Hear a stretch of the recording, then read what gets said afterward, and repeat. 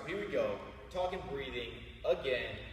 It's a trendy topic, but I think it has larger implications than most people see in the short term, just given how much it affects physiology, but also neurology from the central nervous system standpoint. So I had someone ask me a question the other day, and they were like, well, I have a buddy, he's a physical therapist, and he's against the Valsalva maneuver.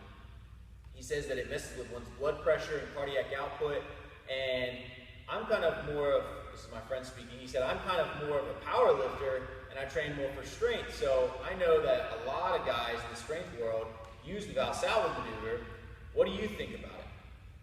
Well, the Valsalva maneuver is essentially what happens when you take air in, and you're bracing while that airway is closed off, which would normally, if that airway wasn't closed off and you were trying to brace, that air would be effectively pushed out, because a function of the abdominals is to assist in expiration of air, along with the intercostals and other things, but that's one of their main functions. So in the Valsalva maneuver, as you're closing off that airway, what you're also doing is you're transiently increasing blood pressure. Reason being is that when you close off that airway, you get a decrease in venous return, meaning blood flow back to the heart. Your cardiac output drops a little bit, meaning the blood pumped out to the body, and as such, your body constricts all the blood vessels. So, if you notice, a lot of times when guys are pulling a Valsalva maneuver, they're under a lot of heavy weight, they get this bulging of either veins in the neck or veins in the forehead. That is due to exertion, but it's also due to these changes physiologically within blood pressure and your cardiovascular system. So a couple things to consider is that his buddy, the physical therapist, said, well, I like to breathe in on the way down and then breathe out on the way up. Okay, yeah, that's kind of the typical way taught by ACSM and NSCA and these different publications. And I mean, that sounds good in the textbook, but there's a few things to consider when we're thinking about breathing and how respiration occurs. Now, with breathing, you've got to remember that you have your diaphragm under your rib cage, which separates your thorax from your abdomen.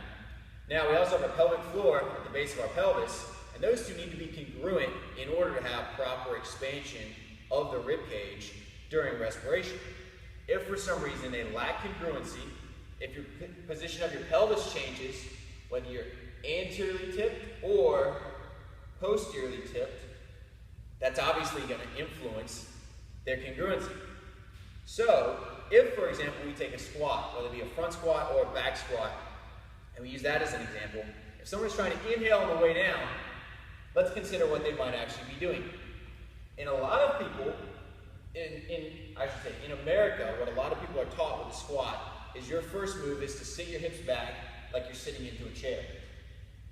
I don't necessarily think this is the right way to teach a squat, but this is what a lot of people teach, especially if it's low bar squatting. I'm referring to high bar squatting in this case, but in the low bar squat, that's how people are taught.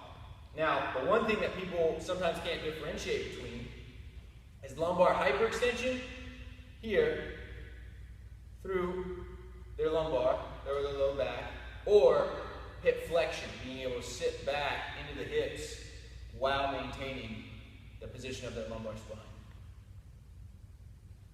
If, for some reason, they can't differentiate between the two, and their first move is to hyperextend the low back, now immediately what we've done is we've tilted the pelvis forward, we're going to dump the pelvis open. My pelvic floor is now pointing up and out, and now my diaphragm is pointing down and out. So you kind of have this crisscross syndrome going on between diaphragm and pelvic floor. So as soon as you're going to take a breath in, what's going to happen is it's just going to be pulled all into your upper chest, which is going to drive you harder into that extension pattern. Now, if we're doing that under load, especially if it's close to a maximal load, that's going to become a big issue. Not to mention, when you're trying to generate inter-abdominal pressure, there's an easy way to kind of relate this, and I use a Coke can analogy or phenomenon. What I mean is that when you take a breath in, you're essentially almost pumping up a cylinder full of air. And generally, if you think of it like a Coke can, when that cylinder is most pressurized before you actually pop the top, that's when the can is hardest and can resist being dropped or being tossed around or anything like that. Versus once you pop the top, then if you push in on the side of the can, it's a lot easier to dent that side of the can. Similarly, if you for some reason took a knife and you punctured the side of the can, well, now it loses all of its pressure.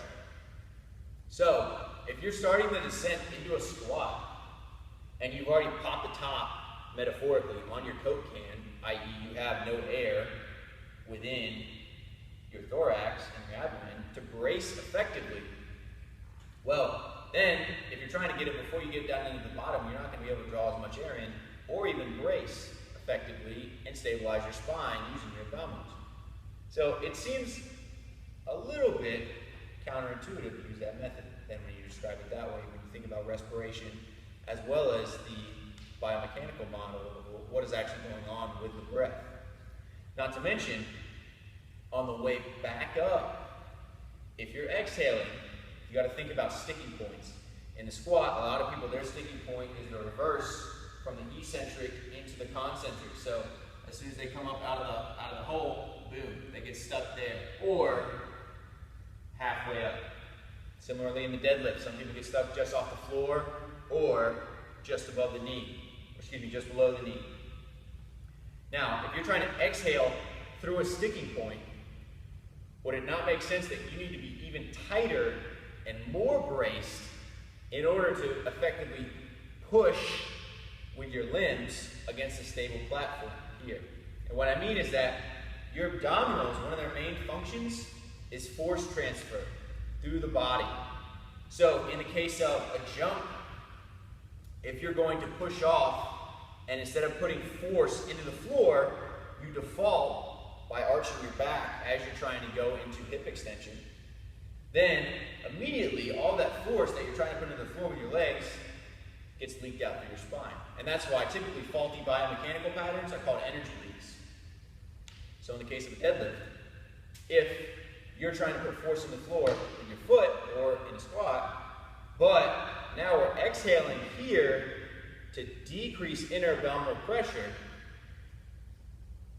I'm not going to say it's an inefficient way to lift, but I just think that you're almost promoting that energy leak a little bit.